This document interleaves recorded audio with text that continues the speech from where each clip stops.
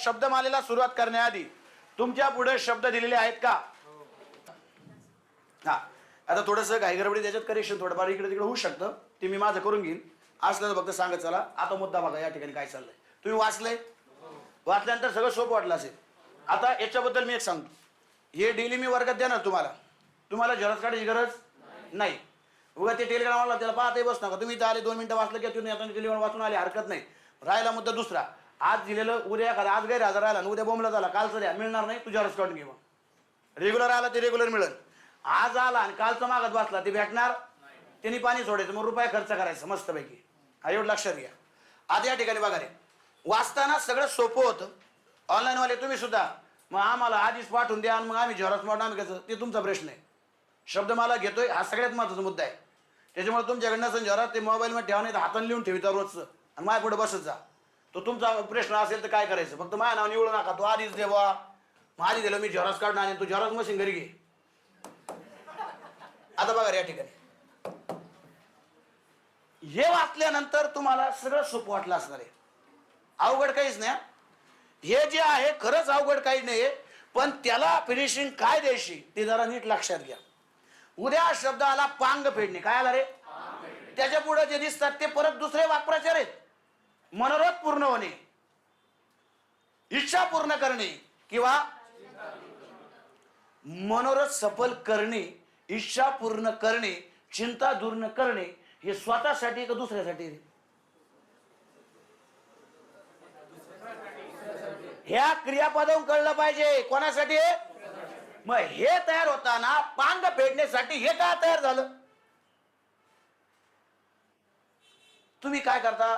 रट्टेश्वर प्रसन्न, पांग फेडणे मनोरथ सफल करणे, विषय संपला. तुम्हाला ध्यानात ठेवायचं परमनंट का वरचेवर परत आठवत बसायचे?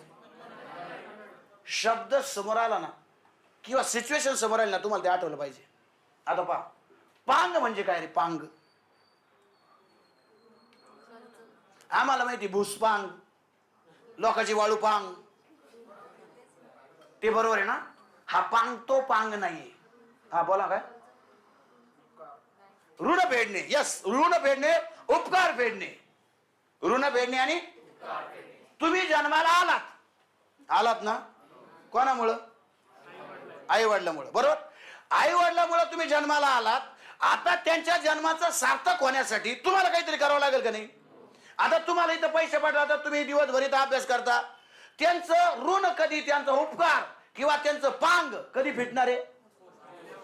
तुम्ही ज्या कार्यामध्ये कार्य करा, म्हणजे ज्यासाठी कार्य करता, उद्या तुम्ही पोस्ट मिळवली का त्यांचं पांग फिटलं. पांग फेडणे म्हणजे काय? पांगचा शब्द आहे उत्कट इच्छा. त्यांची काहीतरी इच्छा आहे, आपल्या पोरांना पूर्ण काहीतरी बनावं, त्यांची इच्छा पूर्ण करण्यासाठी तुम्ही झटणे आणि ते झटून तुम्ही पोस्ट मिळवणे. आणि पोस्ट मिळवली मग आपलं म्हणतं, आपला बाप म्हणतो माया पोरांनी माझं. मुद्दा कळला का? पांग फेडणे म्हणजे मनोरथ पूर्ण करणे, इच्छा पूर्ण करणे म्हणजे आई बापाची. मग हा शब्द आला तर आपल्या डोक्यात एकच पाहिजे, मी जेव्हा पोस्ट मिळवीन तेव्हा माझ्या आई बापाचं काय भेटणार आहे? पांग भेटणार आहे. आता राहील ध्यानात. यस, रट्टा नाही मारायचं फक्त. पुढे या, पाणी पडणे, वाया जाणे, खराब होणे, फुकट जाणे, नष्ट होणे, व्यर्थ जाणे, हे असे त्याचे अर्थ आहेत. असे त्याचे काय अर्थ आहेत? आता याला काय म्हणायचं?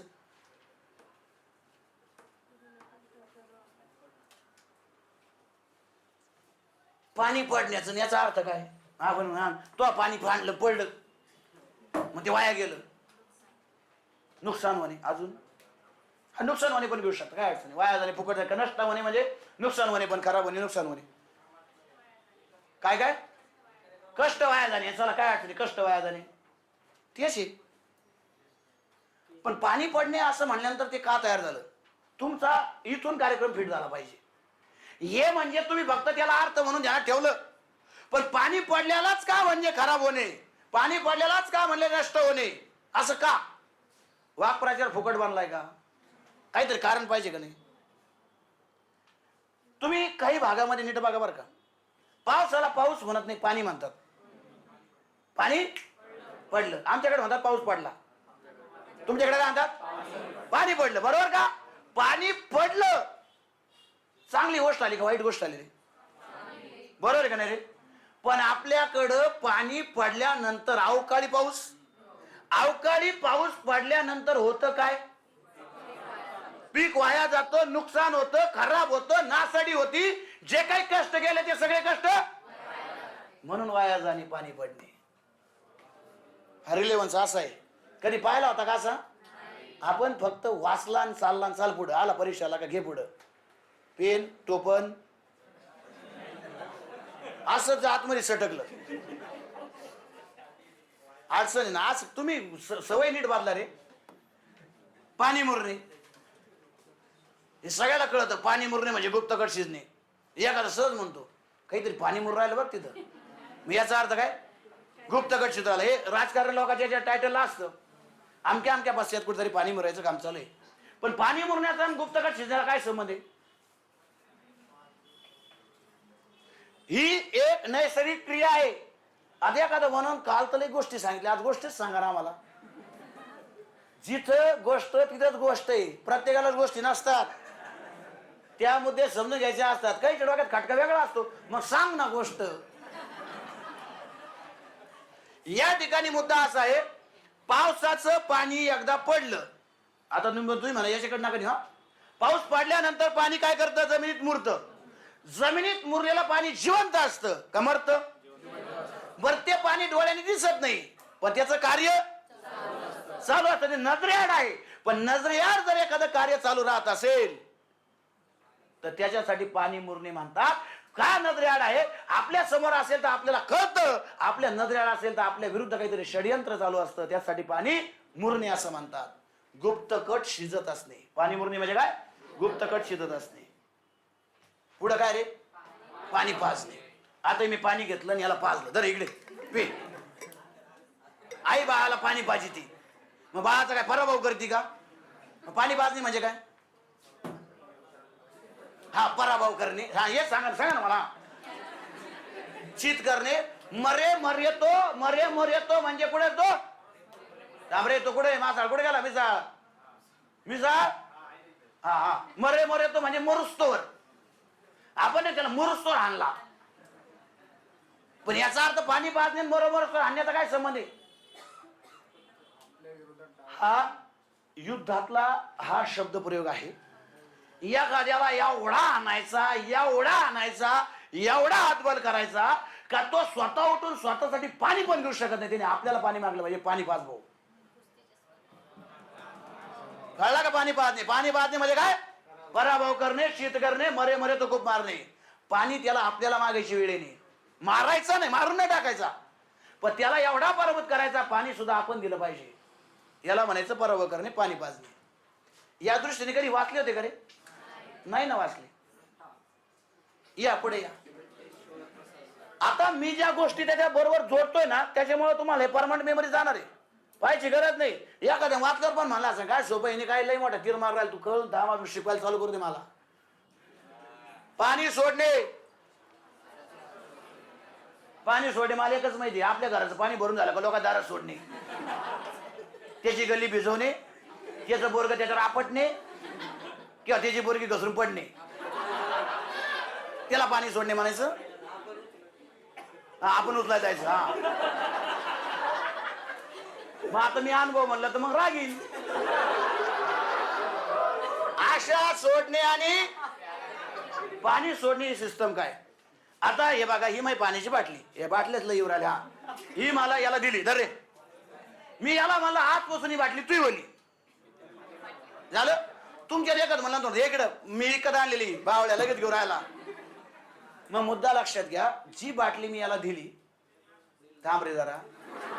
एखादी गोष्ट जर आपण एखाद्याला देतो, गाडी दिली नंतर आपल्याला त्याचं नावावर करून द्यावं लागते का नाही रे? रजिस्टर करून द्यावं लागते. एखादं काहीतरी जागा दिली बहिणीला, आता उद्या तिचं तुमचं लग्न आलं, तिचंही लग्न आलं, मग तुम्ही तिला मध्ये सही करायला ना, मग तिला द्यायचं असेल तर तिला पाणी सोडणं म्हणजे कळतं का? तिला रजिस्टर करून द्यावं लागेल. हक्क सोड म्हणतो आपण. पूर्वीच्या काळी एखादी वस्तू दुसऱ्याला दिली, हे कमिटमेंट बोली भाषेत नव्हतं, तर आपण आपल्याकडचं पाणी त्याच्या हातावर सोडायचं असतं. मी झारीतल्या शुक्राचार्य शिकवलं ना, झारीतल्या शुक्राचार्याची गोष्ट सांगितली ना. नाही तुम्हाला नाही सांगितली? सॉरी सॉरी, बरं जाऊ, नंतर सांगाल. येईल पुढं. काय काय खोळमा आहे का तुमचं? असं आधी की आधीच या ठिकाणी बघा, जारीतले शुक्राचार्य. जारीतले कोण? शुक्राचार्य. हा एक तुम्हाला मन म्हणून किंवा वाक्प्रचार किंवा अलंकारिक शब्द म्हणून विचारला जातो. काय अर्थ आहे आता जारीतले शुक्राचार्य?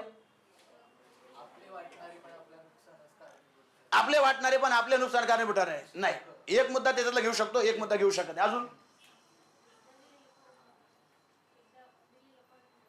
एक दिलेलं परत मिळणे नाही. पुढे बोला. हा राईट राईट. कोण बोललं? कोण बोललं? अडथळा आणणारे मॅडम सकाळची बॅटला होते तुम्ही तेव्हा सांगितलं होतं ना मॅम. हा धन्यवाद धन्यवाद.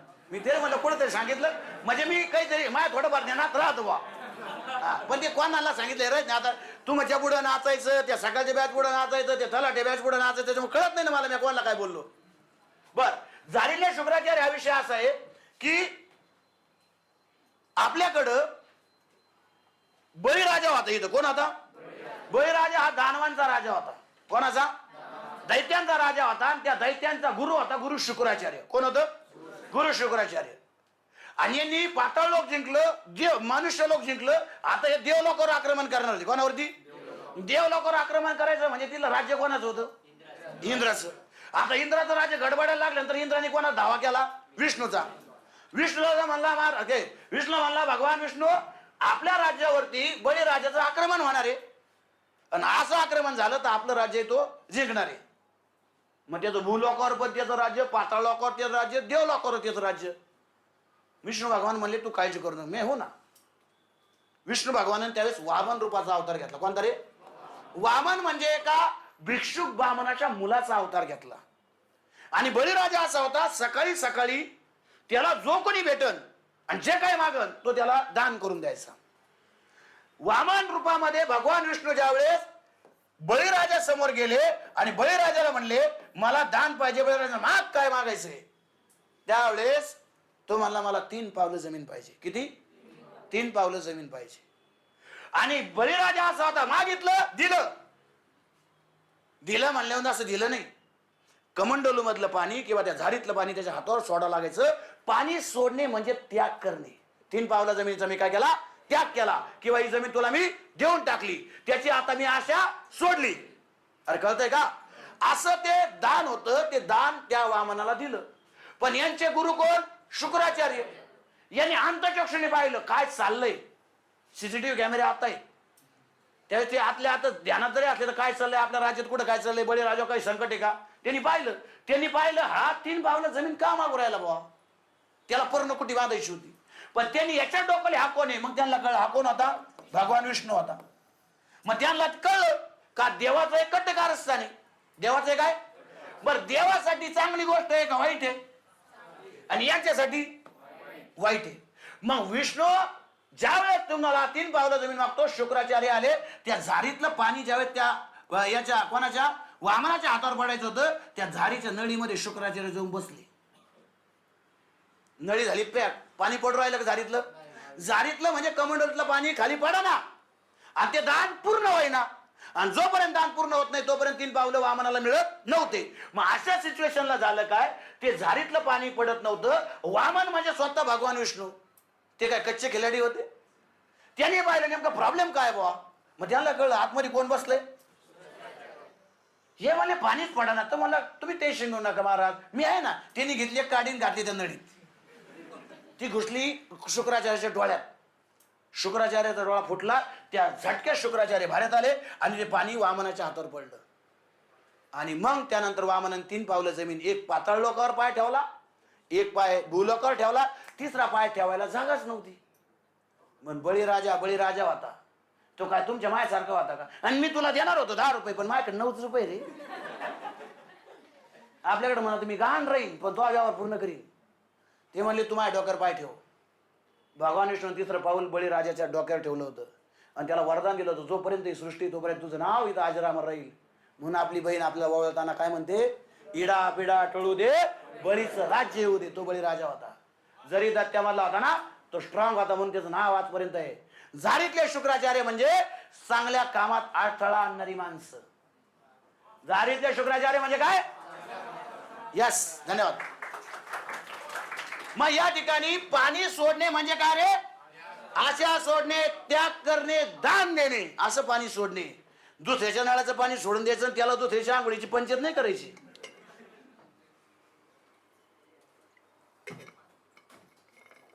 पुढे काय रे? पळसाला पान तीनच. आता याच्यात काय सांगायसारखे? समानार्थी. घरोघरी मातीच्या चुली. घरोघरी, तुमच्याही घरी मातीची चूल आणि आमच्या घरी घरोघरी मातीच्या चुली. घ्या पेटून मग. आमचं काय चाललंय, तुमचं काय चाललंय? घरोघरी मातीच्या चुली म्हणजे काय? सगळीकडे सारखी परिस्थिती असणे, सगळ्या लोकांचा स्वभाव सारखा असणे, काही बदल आहे नाही. मग आता सगळीकडे सारखी परिस्थिती. पळसाला पान तीन. तुम्ही जगात कुठे जाव, जिथं जिथं पळसाचं झाड आहे तिथं तिथं पळसाचे पानं 3च्या समूहानेच येतात. कितीच्या?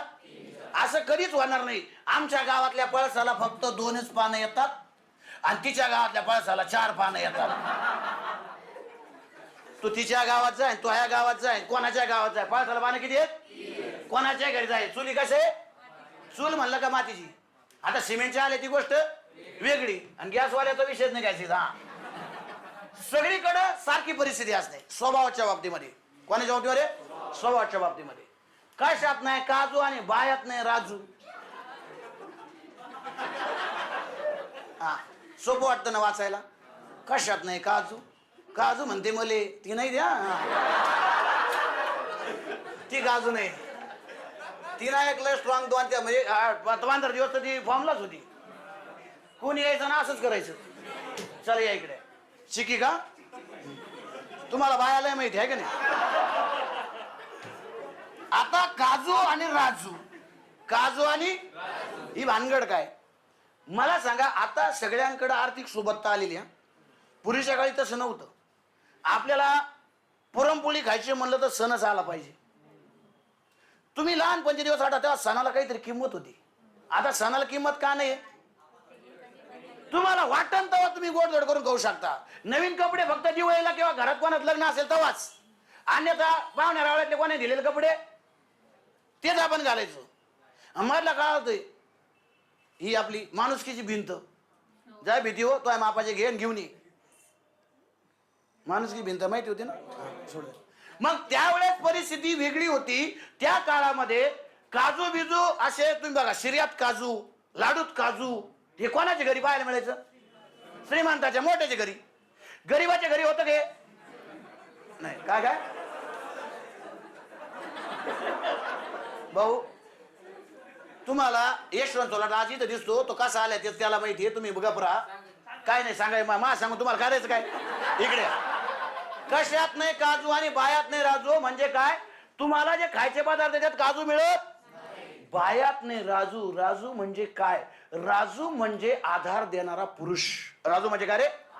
अशी पण परिस्थिती असे काही वेळेस एखाद्या स्त्रियांना तिथं आधार द्यायला घरामध्ये एक माणूस सुद्धा शिल्लक राहत नाही. कोरोनाने ते केलंय. घरात काही फक्त बायका शिल्लक राहिल्या, गडी माणूस एकही नाही राहिला. म्हणजे अत्यंत हलाखीची परिस्थिती निर्माण होणे. अत्यंत हलाखीची परिस्थिती म्हणजे कोणत्याही गोष्टी आपल्या हातात नसते किंवा अत्यंत हलाखीची परिस्थिती निर्माण होणे. अत्यंत हलाखीची किंवा हलाखीची परिस्थिती निर्माण होणे. हलाखीचीच म्हणा.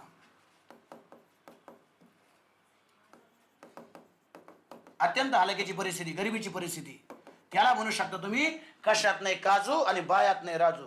आता हा जो बायत आहे ना, बायत हा बोली भाषेत आला, त्याचा खरा रूप आहे बायात. कोणात रे?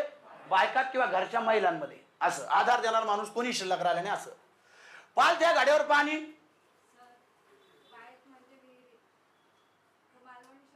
काय काय काय काय म्हणजे पूर्ण म्हण तुमच्याकडचे आहे का? कशी कशी सांगा. ओके. हा ओके. चलो धन्यवाद मॅडम, थँक्यू, खूप खूप धन्यवाद. आता बघा बरं का, ही म्हण तुम्ही कोकणातले का? ओके. आता कोकणातली म्हणे म्हणून प्रॉपर. आता मी जे सोर्स वापरले त्या सोर्स नुसार त्यांनी काय सांगितलं माहिती का? राजू म्हणजे आधार देणारा व्यक्ती. ओके. आता 2 मिनिटं. आणि नंबर 2, हा काजू म्हणजे हीच परिस्थितीची हालाकीची परिस्थिती. आता त्याचा अर्थ काय तुमच्याच भाषेत सांगा. हा काजू म्हणजे कोकणातला डन. वा, कोणतीही गोष्ट आपल्या हातात नसते. अत्यंत हालाकीची परिस्थिती, अर्थ तोच आहे. धन्यवाद मॅडम. भविष्यामध्ये तुमचं नाव काय आणि आडनाव काय? ओके, धन्यवाद. म्हणजे हा प्रॉपर मुद्दा, ही मन मालवणी होती म्हणून त्यांनी अर्थ सांगितला. धन्यवाद मॅडम, खूप खूप आभारी. हा सांगतो ना, मी सांगतो ना, तुम्हाला आवाज नाही आला ना.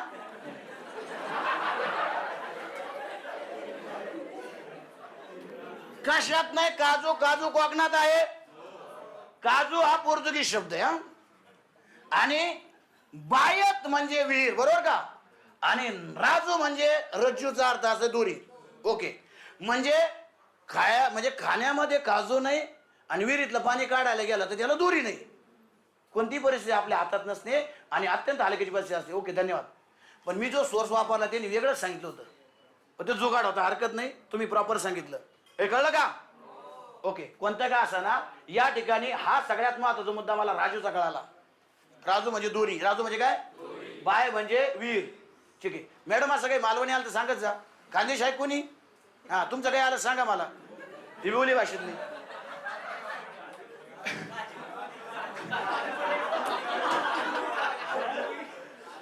पालत्या गाड्यावर पाणी. पालत्या गाड्यावर. आता बा, गाडा जर उघडा असेल म्हणजे उपडा असेल, बरोबर, पाणी त्याच्यात पडणार आहे, गाडा भरणार आहे. तो गाडा पालता गेला, नळ चालू केला, भरणार आहे का? थोडक्यात काय, केलेले प्रयत्न वाया जाणे. इथं काही डोक्याला जास्त काम नाही. केलेले प्रयत्न वाया जाणे. एखादा आता मेन्सला आहे आणि मेन्सला असताना तो आता सध्या मराठी इंग्लिश आहे त्याला, आणि तो हिंदी व्याकरणाचा अभ्यास करतोय, म्हणजे पालत्या गाड्यावर पाणी. तू कितीही अभ्यास कर, पण तू परीक्षेला येणार आहे का? नाही. या इकडं. डोंगर पोखरून उंदीर काढणे. सिंपल आहे. काय आहे उत्तर? एका गावात शेजारी डोंगर होता. डोंगर काय होता? डोंगर. डोंगर. आणि डोंगराची अशी खासियत होती का लोकांची आख्यायिका होती, या डोंगरात काहीतरी खजिना आहे. काय डोंगरात? खजिना आहे. पण कोणी डेअरिंग करीत? आपल्याकडे जुन्या वाड्यात सोनं असेल ना, सोनं नाणं, लोक म्हणते वाड्यात सोनं आहे, पण डेअरिंग कोणी करत? कारण सोनं जर काढायचं म्हणलं तर तो काय मागतो? जीव मागतो. हा, त्याच्यामुळे लोक डोकं लाईत नव्हते. पण एक दिवस डोंगर असा इवळायला लागला. डोंगर काय झाला? मोठ्या मोठ्याने इवळायला लागला. म्हणजे आता लोकांना वाटलं डोंगर काय इवळतोय बा. आता बाबर का, मन अशी बने, डोंगर व्याला उंदीर झाला. डोंगर व्याला आणि म्हणजे डोंगरातून उंदराचा जन्म झाला असे. डोंगर असा आरडाओरडा करायला लागला. लोकांना वाटलं खरंच खजिना बाहेर येऊ राहिला, आता आपण प्रयत्न करायला पाहिजे. सारं गाव झटलं तिथं जाऊन. डोंगर खाणायला लागलं आणि अख्खा डोंगर खाल्ला आणि त्यातून उंदीर निघाला. अख्ख्या गावाचं कष्ट वाया गेलं. अतिशय परिश्रम करूनही. आणि ते फळ काय, उंदराचं काय करायचं? चटणी करायची. डोंगर पोखरून उंदीर काढणे म्हणजे अतिशय कष्ट करून अल्प फळ मिळणे. म्या 12 तास अभ्यास केला आणि काटून कुटून मला मार्क 15 आले. जिथं लोक 60-65 वर. धनाची करी माया, उडत्या पाखराची छाया. आजची श्रीमंती उद्या असेलच असे. मग याला ही का मन जोडली गेली? जो पैसा पैसा करतो ना, पैसा पैसा पैसा, आपण म्हणतो पैसा आज आहे उद्या नाही. त्याच्या दृष्टीने आला पैसा आज आहे उद्या नाही. म्हणजे काय? धनाची करी माया, उडत्या पाखराची छाया. तुम्ही उभा राहिले उन्हामध्ये, तुमची सावली तुम्हाला पाहायला मिळणार आहे ना. पण जेव्हा पाखरू उडतं, पाखराची सावली दिसते का? जरी दिसली तर ती एका जागी राहते का? धनाचं तसं आहे, पैसा एका जागी थांबत. पैशाला वाटायला घरचे म्हणतात, काही पोर आले सर फी घेऊन टाका ना, मायकून खर्चून जाते. का म्हणते? धनाची करी माया, उडत्या पाखराची छाया. त्याला माहिती पैसे राहणार नाही, खर्चून जाणार आहे. मग मी पण म्हणतो माझ्याकडे आले पण खर्चून जाणार, तुझ्याकडेच राहू दे. तरी गोळा केली म्हणतो. चला इकडे या. ज्याला उद्या घ्यायचं ते उद्या घ्या. चला मी माझ्या पद्धतीने घेणार आहे रेकॉर्डिंग. ज्याला खरंच सांगतो, ज्याला कळ निघत नाही त्यांनी निघून जावं. रेकॉर्डिंग आहे त्यांनी घरी जाऊन बघावं. चला. ढग आहे, मेघ आहे, पयोदर आहे, अबुद आहे, घन आहे, तोय आहे, निरद आहे, पयोद आहे, आबर आहे, जल आहे. हे कोणाच्या समानात आहे? आता बाबर का, एवढे सगळे वाचल्यानंतर तुमच्या ध्यानात किती राहिली? बर, कोणतं राहिला? मेघ. हे सारलं म्हणजे मेघांनो, वृक्षांनो, वेलींनो, ढगांनो. बर हे का रे? ये रे घाना, ये रे घाना, नाव घाल माझ्या मना. हा हे माहिती तुम्हाला. अजून आब्र का? 2 मिनिटं. रेग्युलर मध्ये एवढे ध्यानात ठेवायचं रे. आता आब्र मानला. कोण आब्र मानला? आब्रवाला कोण आहे? का ध्यानात ठेवायचं? काय म्हणते? आबूट आलं म्हणजे का? हा जलधर कोण मानला? याला कळलं ढगात पाणीच असतं म्हणजे जल धरणार आहे. शाबास. झालं इथपर्यंत. अजून काय काय? नीरद. का बरं? नीर म्हणजे पाणी, द म्हणजे धरणारा, देणारा, पाणी देणारा. ओके. हा अजून झालं. आता याच्या पलीकडचे ध्यानात ठेवायचे ना. फळ्याकडे लक्ष द्या. आता ढग म्हणजे मेघ येड्यातल्या येड्याला कळतं. घन म्हणजे ढग हे येड्यातल्या येड्याला कळतं. एखाद्या येड्याला कळत नसेल तर घन म्हणजे काय? घन घन श्याम सुंदरा श्रीधरा अरुणोदय झाला. हा घनश्याम म्हणजे काय? घनासारखा श्याम. जेव्हा आकाशामध्ये पाऊस पडण्याच्या ऐवजी ढग जमतात ते काळे कुट्ट असतात त्याला घन मानतात. काय म्हणतात? काळ्या कुट्ट ढगाला काय म्हणतात? घन. आणि मेघ म्हणजे काय तर सारला माहिती. ढग म्हणजे मेघ जो पाणी घेऊन येतो. आता राहिला विषय बाकीच्या शब्दाचा. त्याच्यामध्ये अभ्र आहे. काय रे? अभ्र. अभ्र म्हणजे सुद्धा काळा ढग. अग्र म्हणजे काय रे? काळा ढग. म्हणजे तुमचा घन आणि अभ्र एक सारखे झाले. झालं. आता पुढे या. यालाच म्हणतात मळभ. काय म्हणतात? मळ म्हणजे काळा, अभ्र म्हणजे परत ढग, काळा ढग. जो पाऊस आणतो तो काळा ढग असतो. पांढरे ढग पाऊस आणतात का? नाही. मग पुढे या. मळ झाला. पयोधर. काय शब्द रे? या शब्दामध्ये जो पय शब्द आहे ना, पय. पय म्हणजे पाणी. पय म्हणजे पाण्याला जो धरून आणतो तो ढग. पयोधर. कळला का? पाण्यामुळे ढगाला नाव काय मिळालं? पयोधर. याला अजून एक नाव आहे मग. आंबू म्हणजे पाणी. आंबू म्हणजे परत पाण्यावरच आंबूद. आंबू देणारा. आंबू देणारा म्हणजे पाणी देणारा. पाणी कोण देतं? ढग देतो. हा आंबूद. त्याला या ठिकाणी तो पुन्हा अजून एक शब्द पहा हो. अब्द. काय शब्द रे? अब्द. अब्द म्हणजे सुद्धा ढग. आता अब्द म्हणजे ढग कसं होईल माहितीये तुम्हाला? अब्द ढग कसं होईल बघा. पाण्याला शब्द आहे अप. काय शब्द आहे पाण्याला? आणि अपच्या पुढे देणारा जर द घेतला तर तृतीय व्यंजन संधी होते. जसा काल पाहिला अप अधिक ज. अब्ज. अब्ज हे कमळाला म्हणतात. कोणाला म्हणतात? तो होईल शब्द येईल आपल्या पुढे. पण अपच्या पुढे द आला मग पचा काय झाला रे? ब. पाणी देणारा म्हणून काय झाला तो? अब्द. काय झाला तो? अब्द. कधी या दृष्टीने समानार्थी पाहिले होते का रे? असे बघायचे असतात. पाण्यासाठी पय, पाण्यासाठी आंबू, पाण्यासाठी अब, आणि त्याला जर तुम्ही द जोडला तर पाणी देणारा तो कोण झाला? ढग. असे शब्द बनलेले ते. आता इकडे या. तोय म्हणजे पण पाणीच. तोय म्हणजे पण पाणीच. नीर म्हणजे पण पाणीच. पय म्हणजे सुद्धा पाणीच. म्हणजे काय रे? पाणी देणारा, पाणी देणारा, पाणी देणारा, पाणी देणारा, पाणी देणारा, पाणी देणारा कोण? कळ्या का नाही कळ्या? आणि जलधर म्हणजे जल देणारा, जल धारण करणारा, घेऊन येणारा, त्याला जलद म्हणतात. काय रे? गडद निळे, गडद निळे, जलद भरून आले. जलद म्हणजे ढग. जलद म्हणजे जल देणारा. जलद म्हणजे काय रे? जल. एवढे तुमचे ढगाचे समानार्थी शब्द आहेत. आता ध्यानात राहतील. याला तुम्ही असं तयार करायचं. या मेघ, घन आणि आभ्र मी या तिघाला वेगळा दिला का नाही? बाकीच्याला मी काय केलं? हायलाइट काय केलं? पाणी या अर्थाने हायलाइट केलं. कोणत्या अर्थाने? हा मळप त्याच्यात वाचणार नाही. पण पय म्हणजे पाणी, अब म्हणजे पाणी, जल म्हणजे पाणी, आणि त्याच्या पुढे द आला. काय आला रे? द आला की धर आला त्याला म्हणायचं ढग. काय म्हणते त्याला? ढग असं म्हणायचं. मी समानार्थी शब्द वाचितो पण माझ्या ध्यानातच राहत नाही. तुला त्याला नाव का पडलं हे माहिती असेल तर ध्यानात राहील ना. आता राहील का ध्यानात? तरी ध्यानात नाही राहणार तुमच्या. राहतील ना? हा त्या पद्धतीने बघा. आता देव. देवाला काय रे? अमर. देवाला काय म्हणले? हा, मग अकबर पण म्हणायचं का अमर अकबर आहे धनी?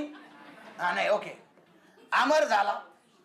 सूर पहिला उकार असेल तर देव, दुसरा उकार असेल तर आवाज. ईष्ट मान्य, ईश्वर मान्य. हा पर र राहिला परमेश्वर. काय शब्द आहे? परमेश्वर. आता नीट लक्षात घ्या, तुम्हाला याच्यामध्ये सर्कलवाले माहिती होते, आता माहित कोणते नाही? निर्जर आणि निर्मिक. निर्जर, निर्जर म्हणजे काय? यस. निर हा उपसर्ग आहे. निर काय? आणि जर म्हणजे म्हातारा. जर म्हणजे काय रे? ज्याला कधीच म्हातारपण येत नाही तसा फक्त देव आहे. तुम्ही आम्ही नाही. तुम्ही आम्ही आपल्या आकृत्या बदलत चालतात. देवाची आकृती बदलली नाही. रामायण अख्खं पाहिलं तुम्ही, अख्खं.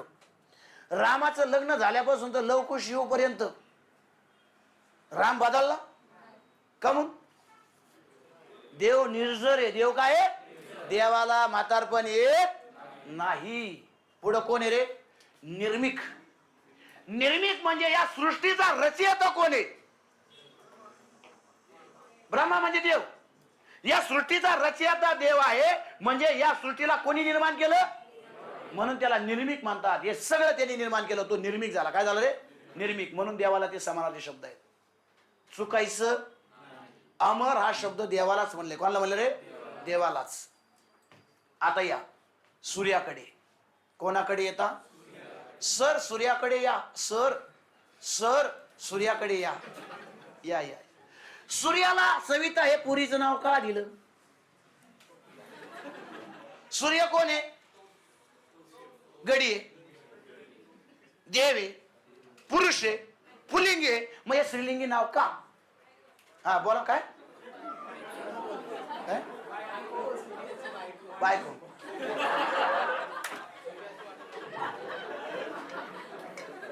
सूर्याकडे पाहिलं कळत तुम्हाला तो कसा आहे? हा, आता नाही बोलू शकत रे मी इथं, नाही तर सगळं सांगितलं असतं. आंबा बायकोच नाव नवऱ्याला दिलं जातं का? काहीतरी आपलं.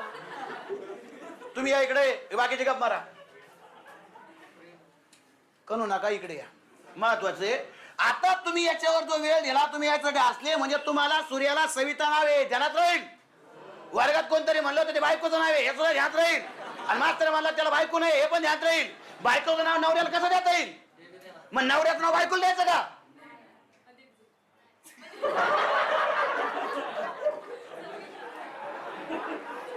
इथं सूर्यासाठी ध्यानात कोण राहतं? मारे भास्कर, भानू, रवी, मित्र, दिनकर, प्रभाकर. रवी डबल आला, ओके. अजून तुमच्या ध्यानात कोण राहतो? बर, ओके. आदित्य, ठीक आहे. हा दिवा लावितो म्हणून दिवाकर, ओके. अजून मार्तंड पण ना. का बरं? पासायदांमध्ये आम्ही ऐकतो ना. चला बोलतो, मी बोलतो, ऐका. सूर्य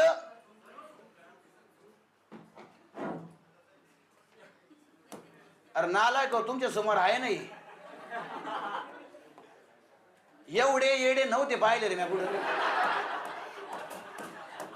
हा बघा, सूर्य उगवण्यापूर्वी तुम्ही उगवतो सूर्य पाहिलाय का? मग सूर्य उगवून आल्यानंतरच उजेड पडतो का? उजेड म्हणजे सूर्य उगायच्या आधी उजेड पडतो? उगवत्या सूर्याला ज्यावेळेस तुम्ही पाहता तो असतो सूर्य. पण सूर्य जेव्हा क्षितिजाच्या खाली असतो तेव्हा त्याचा प्रकाश आपल्यापर्यंत येतो, त्यावेळेस त्या सूर्याला सविता म्हणलं जातं. मुद्दा क्लिअर का? जेव्हा कधी तुम्ही पहाटे उठाल, झुंझुमुंजू झालं असतं ना, त्यावेळेस म्हणायचं सूर्य उगवायचं बाकी, म्हणजे तो आता सविता आहे. आणि सविता जेव्हा उगवून वरती ती अशी उगवत आहे ना, उगवून वरती येईल तेव्हा त्याला म्हणायचं सूर्य. काय म्हणायचं? धन्यवाद. आता इकडे अर्क. अरे ते कधी कधी बोबडी बोलते बाबा, एवढं कंटिन्यू बोलायचं म्हणलं. अर्क काय शब्द आहे रे? आता या अर्क कडे. अर्क का म्हणायचं? अर्क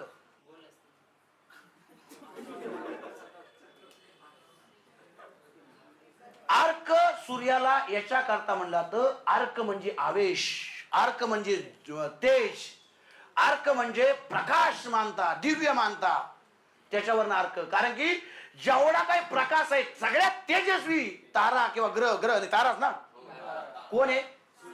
म्हणून अर्क म्हणायचं. काय म्हणायचं? अर्क असं म्हणायचं. आता नाव काय रे? मार्तंड. मार्तंड का म्हणायचं हे माहिती आहे तुम्हाला? मार्तंड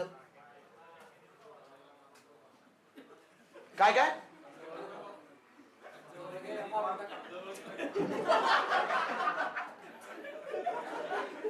सूर्य हा आदितीचा पुत्र होता. कोणाचा?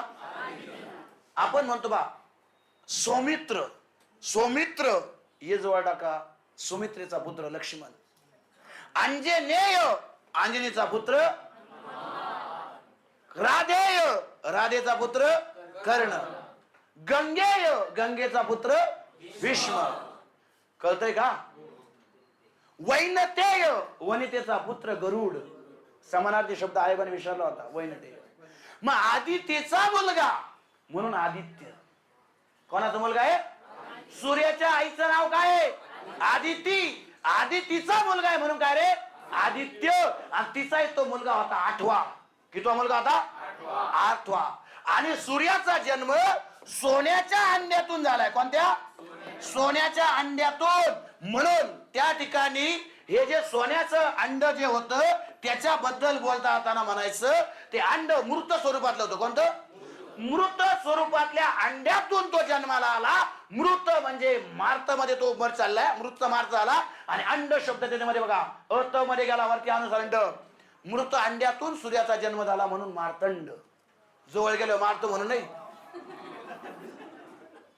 आदितीचा मुलगा मृत अंड्यातून जन्माला आला म्हणून मार्तंड. आणि मांड जे होतं ते सोन्याचं होतं, त्याला हिरण्य गर्भ मानतात. कोणतं गर्भ?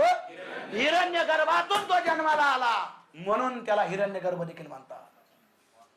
कळल्या का? सूर्य, आदित्य, मार्तंड, हिरण्य गर्भ. ओके का? चला या पुढे.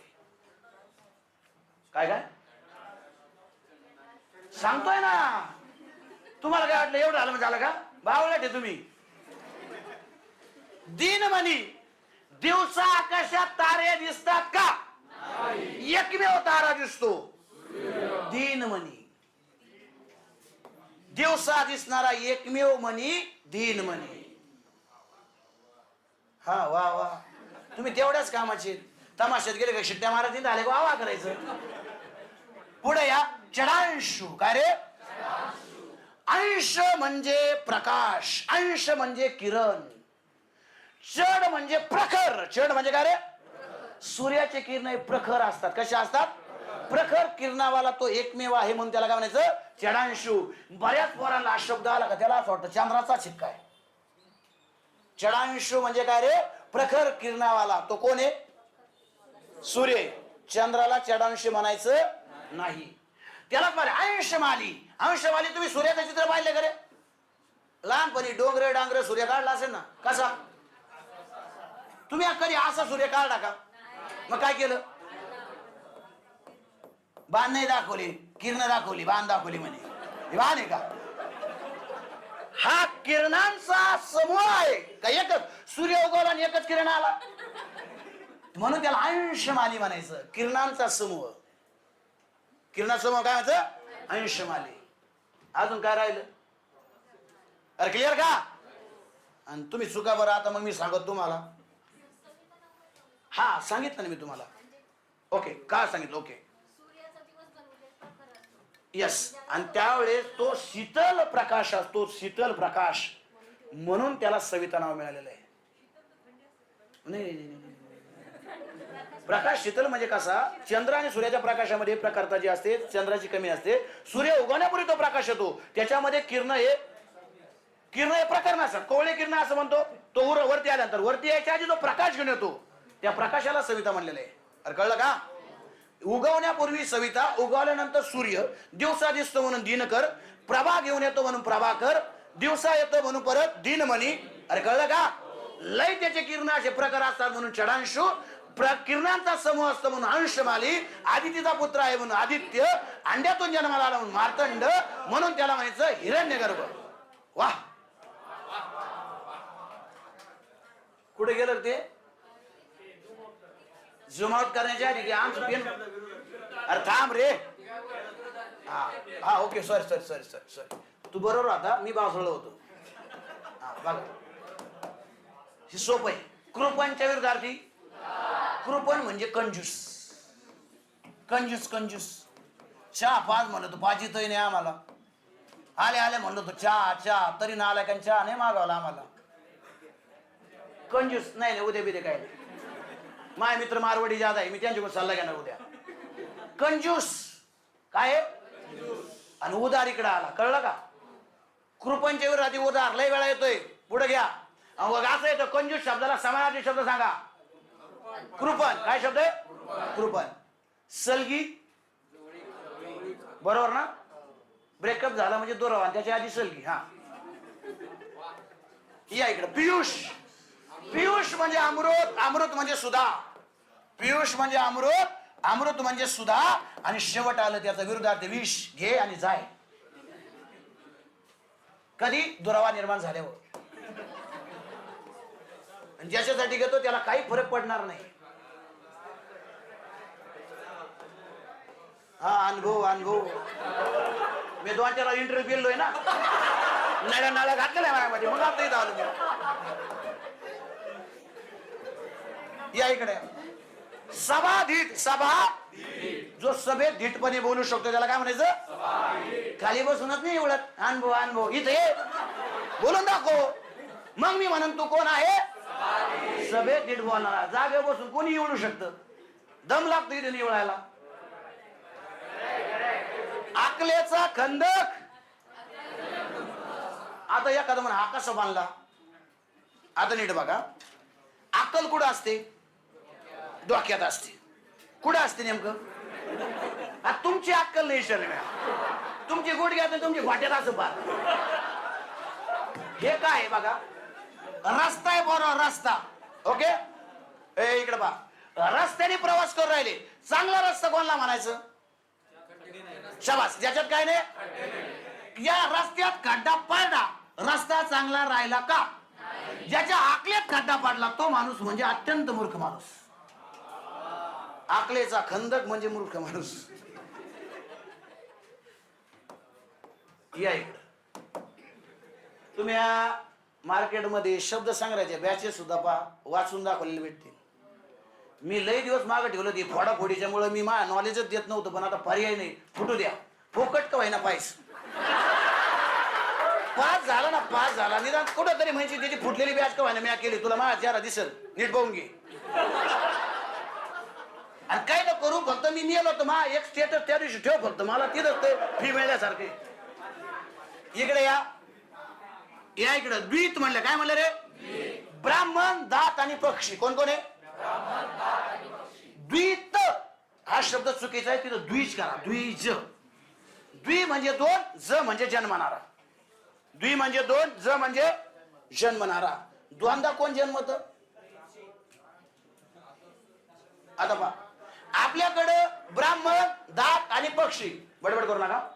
बघा रे, दात आहे ना, दात आपल्याकडे दुधाचे दात असतात आधी. ते पडल्यानंतर परत एकदा दात येतो, आणि तो पडल्यानंतर मग बसळ. तीनदा देवाला काही काम नाही तेवढंच. तो पहिले दात पडले का दुसरे पाठव, दुसरे पडले तिसरे पाठव.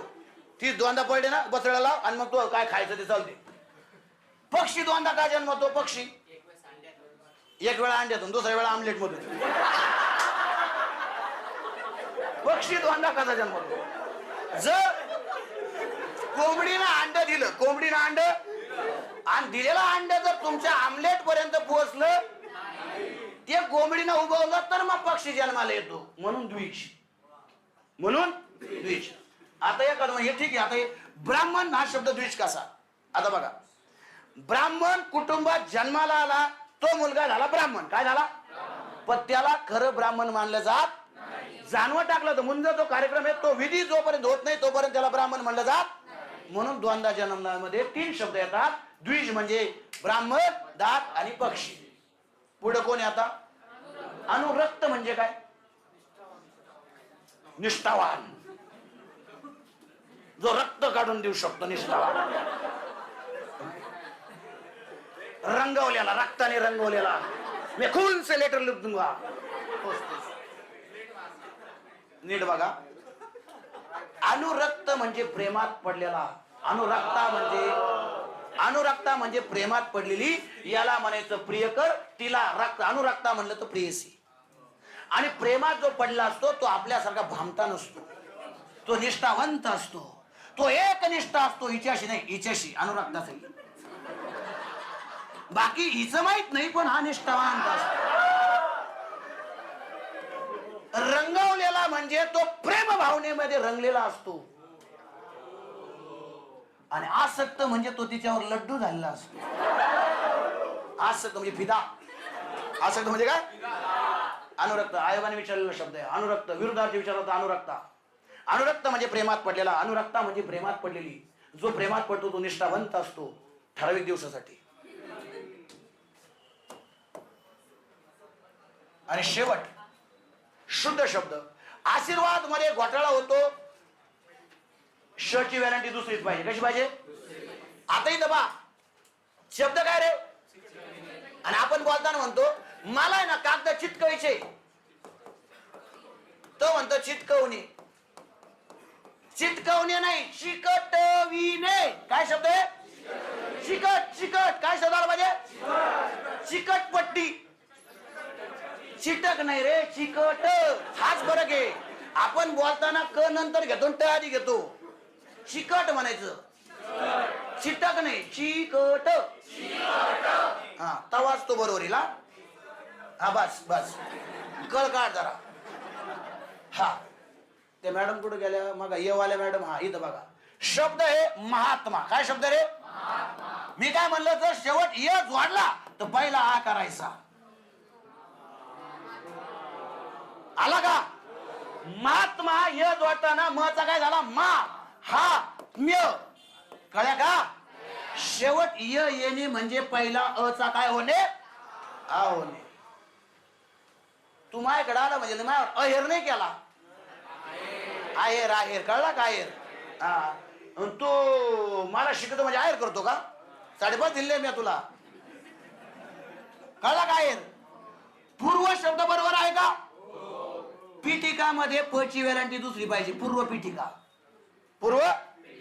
आणि अतिथी मध्ये थ ची व्हॅरंटी पहिली करायची नाही. अतिथी आहे असंच बरोबर आहे. थ ची व्हॅरंटी दुसरी पाहिजे. अतिथी. काय शब्द आहे? दर इथपर्यंत आजची शब्द मला क्लिअर. उद्याची उद्या. धन्यवाद. जय हिंद, जय महाराष्ट्र.